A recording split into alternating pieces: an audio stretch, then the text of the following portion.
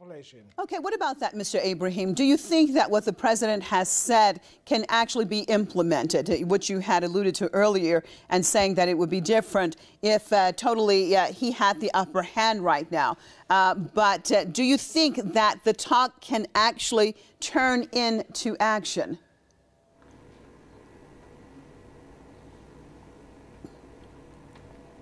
Well, first of all, let me make 2 points. The first point, the gentleman from Washington said that this would have made a difference had it been said 2 months into the crisis in Syria, but I assure him it would have made no difference, because this is exactly the same concept that the president or the Syrian government presented since the beginning of the crisis. Let's have a dialogue, let's do this, let's do that, let's sit around a table and decide everything in a table of dialogue. So I think the speech in itself, the content of the speech, would not have made a difference if it was said earlier. The approach of the government remains the same. At least what they say that they want to have a dialogue, they want to communicate with people, and they want to reach a solution. The second point, I think he made a reference to historical revolutions, but I think and this is a point that many people in the West don't understand.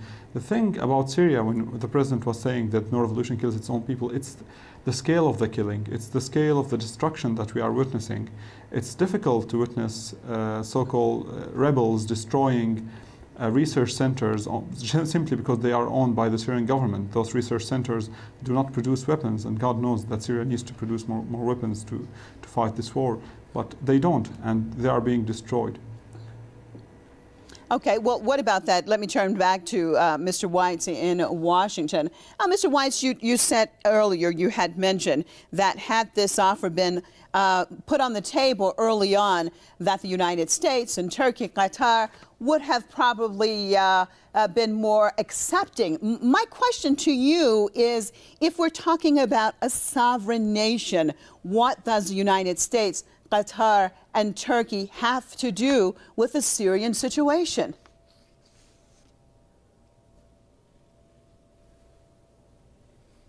To clarify, because I think your previous speaker made some very good points. When I said that they were been more open early on, the complaint of the Turks, who, I mean, Erdogan had tried to befriend Assad and work very closely with Assad, and he had pressed him early to make reforms. And my impression is that's probably right. I think your speaker is correct that Assad made statements to this effect early on. But then, according to Erdogan and the Syrian opposition, nothing changed at the ground. So he would make statements, but there was no change. And so they came to believe they could not trust him, and I think that set it off. In terms of the implications, and the Civil War, I just have to recall the Russian Civil War. Remember, there was the Americans intervened, the British intervened, the White and Red Army slaughtered each other. We saw this in the Chinese Civil War. Massive, millions of people were killed. So we've been through this before. This is not atypical. With respect to your question about what does the interests of these countries have in what goes on in Syria, it's humanitarian. Because of the large number of people that are being killed, that's become now an international concern. It's also because of the peculiar nature of the Syrian state. I mean, it has a large, it's ruled by a minority, ethnic minority, with some support by other ethnic groups, predominantly Alawite.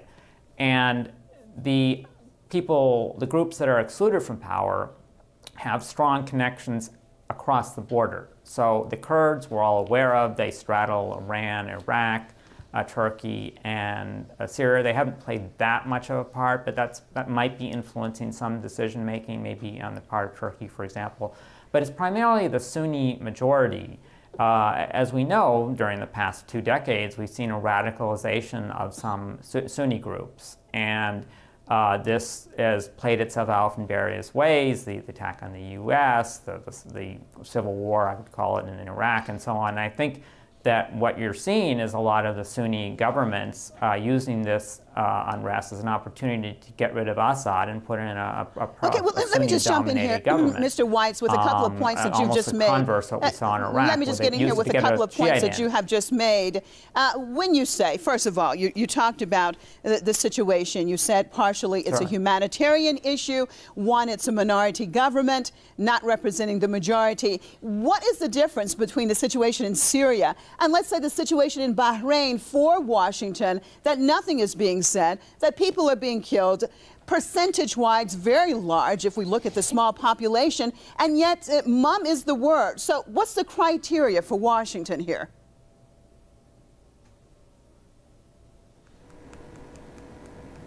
Well, you struck on a good point. The violence is a magnitude less, I would argue, in Bahrain. But I think the obvious reason is we've got a major naval base in Bahrain that's constraining what the U.S. is willing to say, whereas we don't in the case of Libya. So it's not humanitarian. Then the criteria then wouldn't be humanitarian, but I would point out militaristic. that there's been a lot of tension. May I jump in? Well, the criteria is going to be multiple by definition. May I jump in? So it's going to take into... Okay, well, let me switch over to Damascus. Go ahead, Mr. Ibrahim. You wanted to comment. Okay, go ahead. Moderator. Damascus, go ahead. Okay.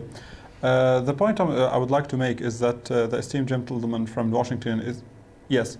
The gentleman from Washington is saying that the Syrian government is a minority government, and I assure him that with a little bit of scrutiny into the Syrian government officials and the people holding the power in the government, he would realize that this is not a minority government. This not, and by the way, when you refer to Alawites, Shiites, you say they are sectarian minorities, not ethnic ones. In reference to the radicalization, as he called, or the extremism of fighting groups in Syria. This did not happen in the past 2 weeks.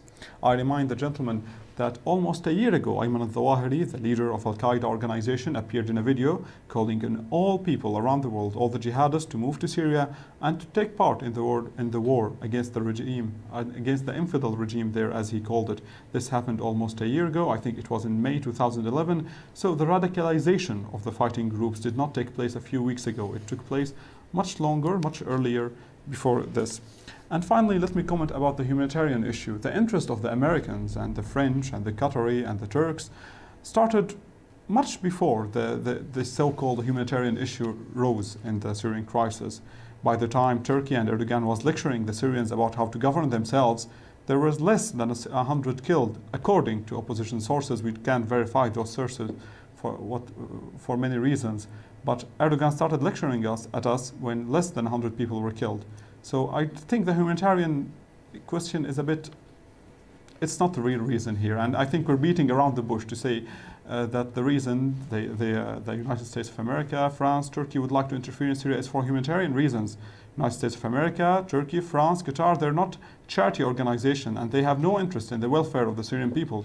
Their interest is in their political interests in the region, and their political interests will be served better if the Syrian government, represented in Bashar al-Assad, would fall down. They would have their way better in the Middle East, and it's not a humanitarian issue.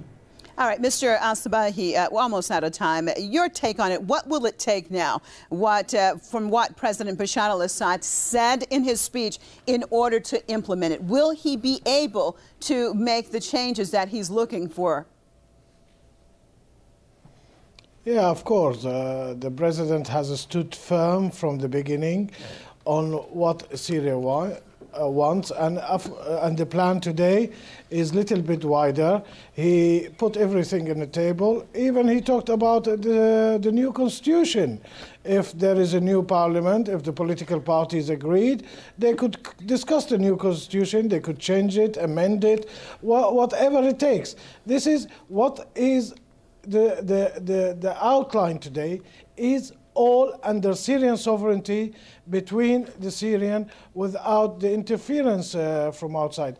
I agree with the point of Mr. Ibrahim from Damascus about what he said. And let me say to your American guest, I mean, you know, the best thing this coalition did, and the SNC before has fooled United States and Britain and Saudi Arabia by saying to them they have a support on the ground, the people will uprise with them, the people will throw out the government. Okay, and I am so sorry, Mr. Al-Sabia. I'm so sorry. I am so sorry. We are out of time because we're going to run into the news. I appreciate you, though, for being with us, as all of our guests. From London, Mr. Haytham Al-Sabahi, from Damascus, Mr. Allah Ibrahim, and from Washington, Mr. Richard Weitz. Thank you all for being with us, and thank you, viewers, for being with us. Make sure you join us right here, same time, same place tomorrow.